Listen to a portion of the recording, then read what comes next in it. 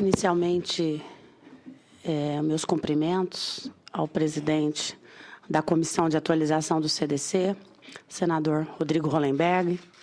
Meus cumprimentos ao relator, senador que está abrindo mão do seu feriado de Dia Santo no Espírito Santo, nosso querido senador Ricardo Ferraz, que tem conduzido de forma também bastante republicana toda essa discussão da atualização do Código de Defesa do Consumidor. Queria cumprimentar também a doutora Gisela Simona, que é uma mulher batalhadora e representa com muita competência, seriedade e compromisso os PROCONs do Brasil, na qualidade de presidente da associação.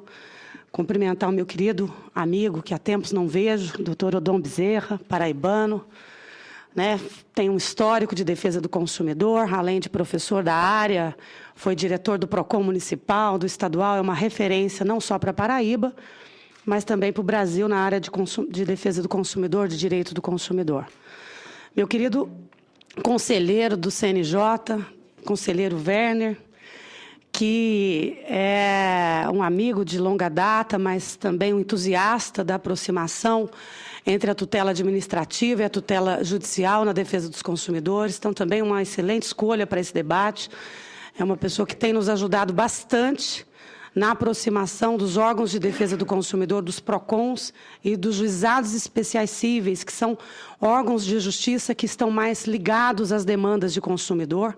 70% dos casos que estão nos juizados especiais, hoje, o conselheiro Werner pode falar disso melhor depois, são demandas oriundas das relações de consumo, E também o representante aqui da Federação de Bancos do Brasil, o Antônio Carlos Negrão, também espero que a FEBRABAN esteja apoiando o fortalecimento dos PROCONs, porque é importante nós termos instituições cada dia mais fortalecidas para que o nosso consumidor, quando não for atendido lá pelos bancos ou lá por qualquer outra empresa no mercado, que possa, de fato, ter um amparo na tutela administrativa e no trabalho dos PROCONs no Brasil. Para nós, aqui da Secretaria Nacional do Consumidor, é um prazer muito grande estar nessa audiência, porque o tema do fortalecimento dos PROCONs já permeia os trabalhos da Secretaria, embora a Secretaria seja muito nova, mas na área de defesa do consumidor do Ministério da Justiça há pelo menos uns 3, 4 anos. Nós fizemos um debate amplo com todo o Sistema Nacional de Defesa do Consumidor, à época da edição do primeiro Pacto Republicano, sobre que medidas seriam estratégicas para melhorar a qualidade, o atendimento e a fiscalização do mercado de consumo. E, à época, foi se discutido o fortalecimento dos PROCONs, basicamente com duas grandes frentes. É a aplicação das medidas corretivas por parte dos PROCONs. Os PROCONs, hoje, eles podem, de acordo com o Código de Defesa do Consumidor, um PROCON, que é um órgão da administração pública, seja municipal ou estadual, ele pode fechar um estabelecimento, ele pode cassar um alvará, ele tem, isso está previsto nas sanções administrativas do Código, mas ele não pode determinar a devolução de R$10 para um consumidor.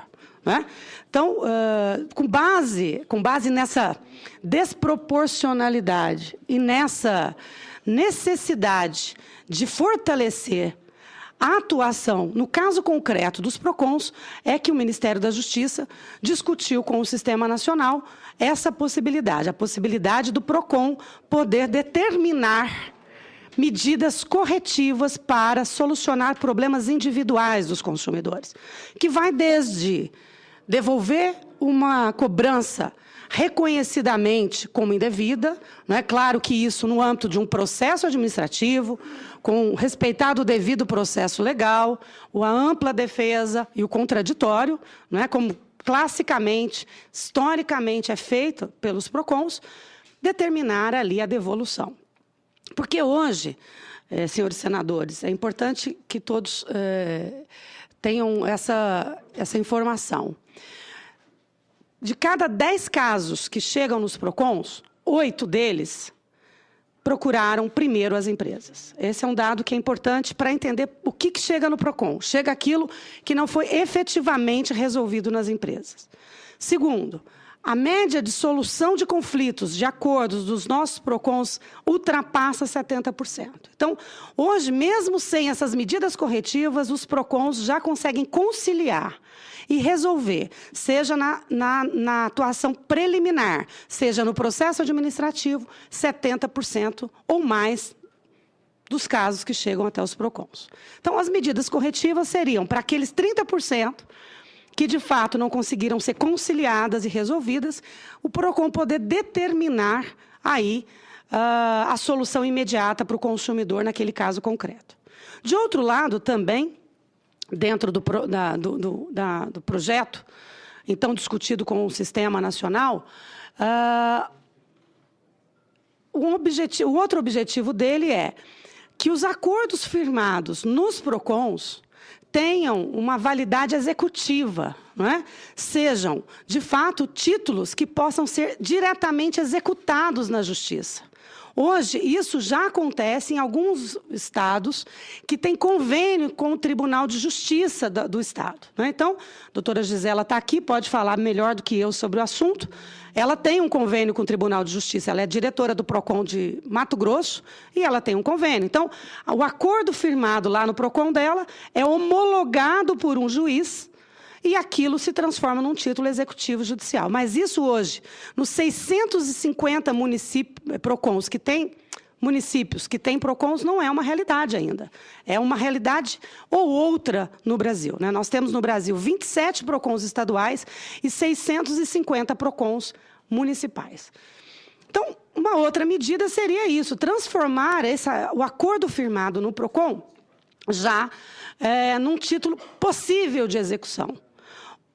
Uma outra medida também seria que a empresa, se negando a fazer a conciliação no PROCON ou não comparecendo à audiência do PROCON, o PROCON faz as audiências, isso já fosse aproveitado também nos juizados especiais. Né? Claro, a empresa teve oportunidade, foi devidamente notificada, né? Isso também precisa ser demonstrado no caso concreto, não é a priori, né? Mas, havendo desperdício da oportunidade de solução na tutela administrativa, que o Poder Judiciário contemplasse essa ausência de resposta nas empresas lá nos juizados especiais. Talvez suprimindo aí uma audiência de conciliação, havendo total desinteresse da empresa em fazer a conciliação, porque teve a oportunidade na tutela administrativa e não aproveitou. Bom, todas essas discussões que foram desenvolvidas, coordenadas ali pelo Ministério da Justiça, se transformaram, de fato, num APL, não é? Esse APL foi, como já citado aqui, tanto pelo senador Rodrigo Hollenberg quanto pelo senador Ricardo Ferraço, foi encaminhado à Casa Civil da Presidência da República, que agora, no dia 15 de março, enviou ao Congresso Nacional, no meio do pacote de medidas anunciadas pela presidenta Dilma, especialmente como uma das ações concretas do Plano Nacional de Consumo e Cidadania, que o Ministério da Justiça, especialmente a Senacom, tem trabalhado para implementar. Não é? É um novo plano que foi anunciado, onde proteção do consumidor transforma-se em uma política de Estado, cria-se um Conselho de Ministros e as demandas que tradicionalmente ficavam na responsabilidade única e exclusivamente do Sistema Nacional de Defesa do Consumidor, dos PROCONs, da Defensoria Pública, do Ministério Público, de algumas entidades civis de defesa do consumidor e do Ministério da Justiça, passa, então, a fazer parte de uma agenda de governo, onde ministérios têm que apresentar soluções para aqueles conflitos. Então, foi um dia bastante histórico para todos nós que atuamos há anos na história da defesa do consumidor, na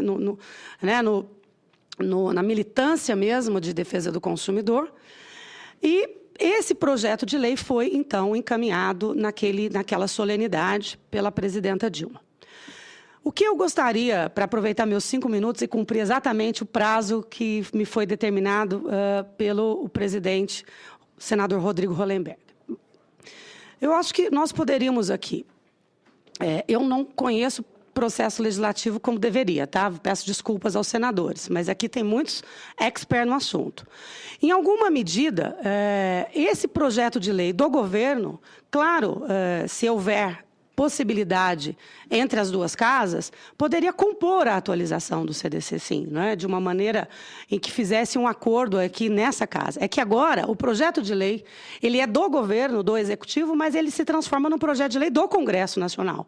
Na medida em que a presidenta da República encaminha aqui, ele se transforma num projeto de lei do Congresso Nacional. Então, quem sabe, havendo possibilidade, essa aproximação, até porque é um projeto de lei também que é importante para a defesa dos interesses dos consumidores, tal qual o comércio eletrônico, a discussão sobre superendividamento, a atuação coletiva na defesa dos consumidores. Então, fica aqui assim, uma sugestão de uma pessoa que não tem grandes conhecimentos em relação ao processo legislativo, mas que poderia, vejo como uma alternativa. De outro lado, também, acho que é importante que outras medidas de fortalecimento dos PROCONs também possam ser discutidas, né? O teor desse projeto de lei, dessa proposta normativa enviada pela presidenta Dilma, teve um foco, né? O foco das medidas corretivas e do empoderamento dos acordos ou das audiências realizadas na tutela administrativa, até com o intuito de reduzir conflitos no judiciário, de aproximação entre a tutela administrativa e a tutela judicial. Por isso, também, no dia 15, foi criada a Cooperação Nacional pela Proteção dos Consumidores e Acesso à Justiça, né, que reúne, desde o Conselho Nacional de Justiça ao Conselho Nacional do Ministério Público, até os órgãos do Sistema de Justiça, órgãos também de defesa do consumidor, que compõem o SNDC. Enfim, acho que outras medidas também possam ser discutidas, outras ações.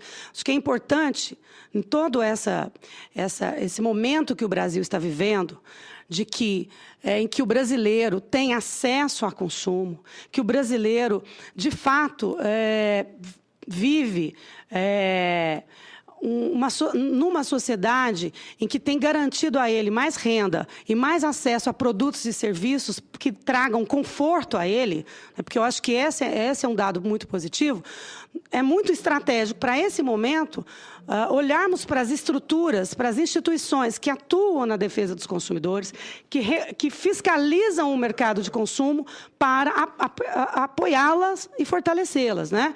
Eu acho que é importante, nesse momento, inclusive, falar de vários municípios que não têm PROCONs, que é importante também essa casa, e fica aqui, né, o nosso apoio também, enquanto Ministério da Justiça, isso está no Plandec, né, fortalecer e a interiorizar a defesa do consumidor.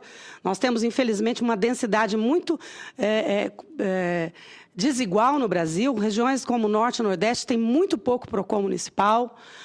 Outra coisa é fortalecer as estruturas já existentes. Nós temos PROCONs, né, ainda que não têm quadros e carreiras próprias, né, enfim, não há ainda um conselho municipal de defesa do consumidor, um conselho, às vezes, estadual, onde não há ainda um fundo próprio para aplicação das multas, como nós temos no âmbito federal. Nós temos o Conselho Federal de Direitos Difusos, onde as multas da Secretaria Nacional do Consumidor e do CAD vão para esse fundo para financiar projetos. Então, acho que é importante, né, tá aqui vários especialistas que podem falar disso tão melhor que eu. Mas eu queria dar essa contribuição, num primeiro momento, reforçando o contexto do fortalecimento dos PROCONs no Poder Executivo, no Sistema Nacional, que nós fizemos, e, de outro, abrindo outras possibilidades também, além de eventualmente, esse esforço ser conjunto entre o Senado e o PL do Executivo, para que, no final, todos nós queremos a mesma coisa, queremos o fortalecimento dos PROCONs, e eu acho que é esse pressuposto que é fantástico, é fenomenal aqui no momento brasileiro atual. De outro, pensar em outras medidas que, eventualmente, também pode ajudar os nossos PROCONs existentes e, mais, ampliar PROCONs no Brasil, porque o consumidor brasileiro merece, O PROCON é um órgão de credibilidade, construído a duras penas, mas que goza de credibilidade com a população. Vou dar uma referência aqui ao Estado, me permita, senador Ricardo Ferraz, uma pesquisa realizada há alguns anos atrás no Estado do Espírito Santo, dão conta que dos órgãos do Estado, foi apresentado numa reunião do Sistema Nacional de Defesa do Consumidor, pelo então diretor do PROCON estadual do Espírito Santo, uma pesquisa feita pelos órgãos do Estado, o PROCON perdia apenas para o Bombeiros, do ponto de vista do apoio da população capixaba. Eu me lembro muito, chamou muita atenção do Sistema de Defesa do Consumidor essa pesquisa apresentada numa oportunidade, alguns 3 anos, 4 anos atrás. Então, está aqui a nossa contribuição, estou aberta aos debates e muito obrigada, de novo, pelo convite, pela oportunidade da Secretaria Nacional do Consumidor estar aqui nesse dia.